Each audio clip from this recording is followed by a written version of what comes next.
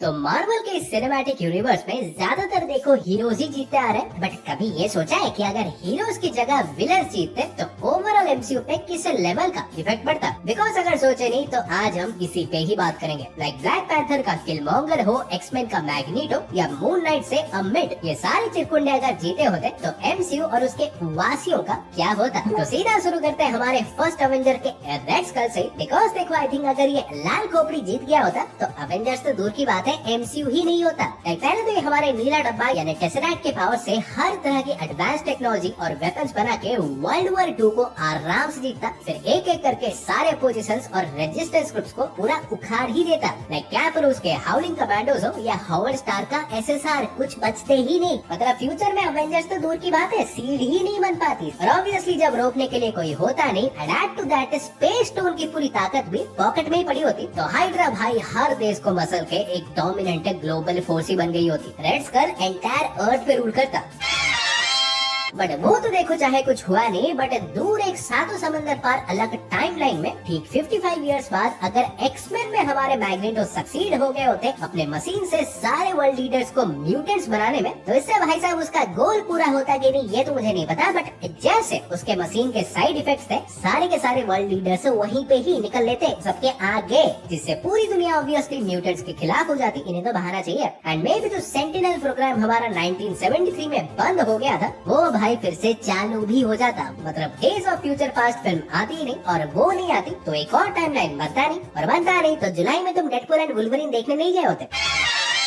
फिर इसके बाद बैक टू हमारे मेन टाइमलाइन में अगर अवेंजर्स अपने पहले ही अवेंजर्स लेवल थ्रेट यानी लोकी से ही हार गए होते तो बहुत कुछ बदल जाता। लाइक ऑब्वियसली अर्थ पे तो इसका कंट्रोल होता ही, और उस टाइम में जितना बड़ा हरामी था ये सारे इंसानों को अपना मजदूर बना के ऐसे मूर्तियां वूर्तियां बनवाता, पता नहीं क्या करता। इनफैक्ट मे बी बहुत से heroes like Black Panther, Doctor Strange, Antman, Spiderman वगैरह भी पहले से ही ऐसे प्रकट होके लोकी के अगेंस्ट स्टैंड भी लेते दिखते। एक whole different Avengers lineup. But main वाला इम्पैक्ट जो होता कि अगर ये जीता होता तो इसे टेसरैक्ट मिल गया होता, और सेप्टर का माइंड स्टोन तो इसके पास ऑलरेडी था ही। तो प्लान्स के हिसाब से जब थैनोस धरती पे आता तो उसे टाइम से वे बिफोर स्पेस और माइंड स्टोन दोनों ही मिल गए होते। मतलब चुटकी भी बहुत ही पहले बजा दिया होता, और वो भी बिना अवेंजर्स के इंटरप्शन के।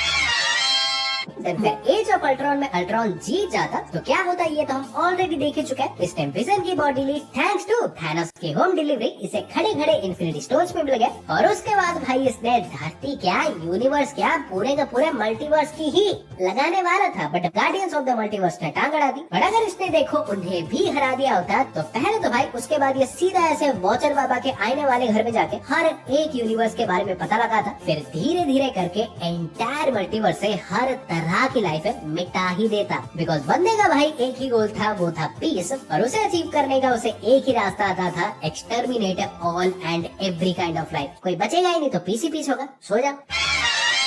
पर यही में कभी ये सोचा है कि अगर किलमॉन्गर एक्चुअली अपने प्लान के हिसाब से वाइब्रेनियम दुनिया भर में ऐसे बांट देता तो क्या होता? लाइक भाई साहब का प्लान था बेसिकली वकांडा और उसके रिसोर्सेज को अब और कोई ऐसे सीक्रेसी में ना रख के इसके वाइब्रेनियम को दुनिया भर के ऐसे पीड़ित लोगों में बांट देना, जो कि सुनने में लगता होगा बट ये घंटे का कोई नेक विचार तो था ही नहीं। बिकॉज इससे एक तो भाई ग्लोबल पीस की वाट लग जाती। लाइक वकांडा से वाइब्रेनियम पाके सारे oppressed groups all around the globe war ही चालू कर देते गवर्नमेंट्स और हायर सोसाइटीज के खिलाफ, जिसका दोस्त तो ऑब्वियसली सीधा वकांडा भी जाता कि सालों तुमने दिया है क्यों, और इवेंचुअली पूरी दुनिया ही वकांडा के अगेंस्ट हो जाती। बट इसके चलते एक और भी बढ़िया चीज तो होती कि टलोगन को भी मजबूरी से अपने आप को रिवील करना पड़ता। बिकॉज भाई सिंपल फंडा, जब पड़ोस में मारपीट चल रही हो तो बगल वाले देखो दो ही काम करते हैं, इधर पड़ोस वाले की हेल्प या तो खुद भी हाथ साफ कर लेते हैं। एंड ये तो तुम ऑलरेडी जानते ही हो कि नेम और कौन सा वाला था।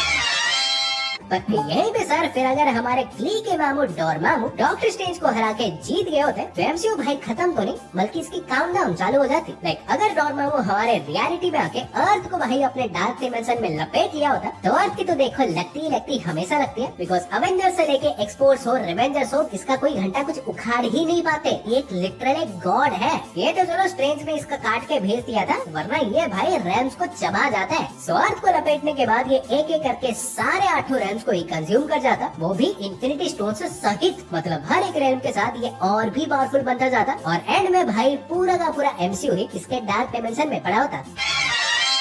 लेकिन यहीं पे अगर थॉर रैग्नारॉक में सर्टर को उड़ा के हेला सर्वाइव कर गई होती तो यूनिवर्स में तो भाई भयंकर मारपीट होती ही, बट हमें भी टॉप क्लास लेवल का मनोरंजन मिलता। बिकॉज याद करोगे तो इसी दौरान थंडर साहब भी स्पेस स्टोन लेने एस्गार्ड की तरफ जा रहे थे, तो डेफिनेटली हेला और इसका सामना होता। और उस टाइम थानोस के पास पावर स्टोन भी था, तो मे भी एक एपिक फाइट भी दिख जाती। बट एंड में देखो वो नहीं जीतता, ना हेला ही थानोस का भत्ता बना के अपने भेड़िए को खिला देती कच्चा।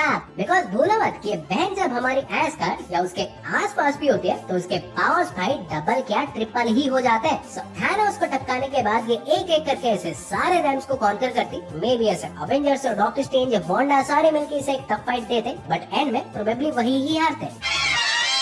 बट ऐसे कुछ तो हुआ ही नहीं ना। थानोस को स्पेस स्टोन मिला, टाइम स्टोन मिला, माइंड स्टोन मिला और फिर उसने आधी यूनिवर्स ही मिटा दी बिना कुछ सोचे। बट व्हाट इफ अगर देखो एंड गेम में भी वो सक्सीड हो जाता, बट इस बार आधी नहीं ना एंटायर यूनिवर्स को ही वाइप आउट करने में। वैसे मैं पूछ ही क्यों रहा हूँ, उसने खुद ही बोला था कि वो सब कुछ खत्म करके यूनिवर्स को भाई फिर से रीबिल्ड करेगा। बट हाइपोथेटिकल सवाल पूछ ही रहे तो थोड़े आगे भी चले जाते हैं। तो व्हाट इफ इस यूनिवर्स को अपने हिसाब से बनाने के बाद इन्फिनिटी अल्ट्रॉन जैसे इससे भी मल्टीवर्स के बारे में पता चलता और ये बैंगन भी फिर निकल जाता हर एक यूनिवर्स को अपने हिसाब से रीबिल्ड करने में। एक multiversal Thanos would be hard F.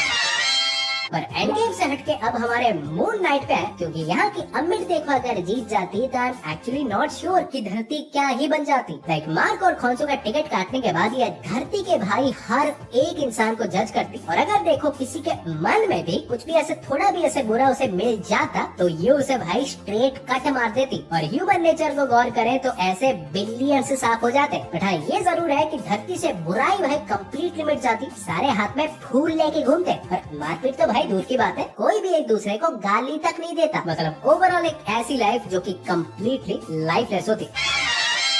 But अमिट से दूर चले तो स्क्रैच भी देखो कांड करने में कुछ कम नहीं थे, क्योंकि सीक्रेट इन्वेजन में अगर ग्राविक देखो सक्सीड हो जाता हार्वेस्ट को एक्वायर करके एक सुपर स्कल्स की आर्मी बनाने में, तो इन्हें भाई ज्यादा देर नहीं लगती पूरे अर्थ पे टेक ओवर करने में। लाइक दुनिया के सारे मेन गवर्नमेंट बॉडीज में इनके स्क्रैच तो ऑलरेडी इन्वेड कर ही चुके थे, हर तरह का इंटेल इनके पास ऑलरेडी था। बट एक सुपर स्कल्स की पूरी एक आर्मी से इन्हें वो ब्रूट फोर्स भी मिल जाता एंटायर मिलिट्रीज को खत्म करने में। और इसी दौरान अगर कुछ हीरोज भी ऐसे रिवील हो जाते स्क्रल्स, तो लोगों में तो ऐसे पैरानोया क्रिएट होता ही, बट अवेंजर्स में एक दूसरे में भी कि किसको ही विश्वास करें। और इसी का फायदा उठा के ग्राविक और उसके स्क्रल्स एंटायर धरती पे कंट्रोल ले लेते। टोपी बाबा सबको हरा दिया, इसको तो जीतने देते। पर आज के लिए देखो इतना ही था। एक एमसीयू देखो एक ऐसा गाँव बन चुका है जहाँ सारे विलेंस भाई 2 दिन के मेहमान बन के आते हैं। सो मुझे लगा इन सब के बारे में एक वीडियो बना लेनी चाहिए। सो पसंद आई हो तो लाइक करो और ज्यादा ही पसंद आई हो तो बताना, एक और बना लेंगे। और ऐसे ही रापचीदार वीडियोस पाते रहने के लिए चैनल को सब्सक्राइब कर दो और मैं तुमसे मिलूंगा एक और वीडियो में। सो गाइस तब तक बाय और टेक केयर।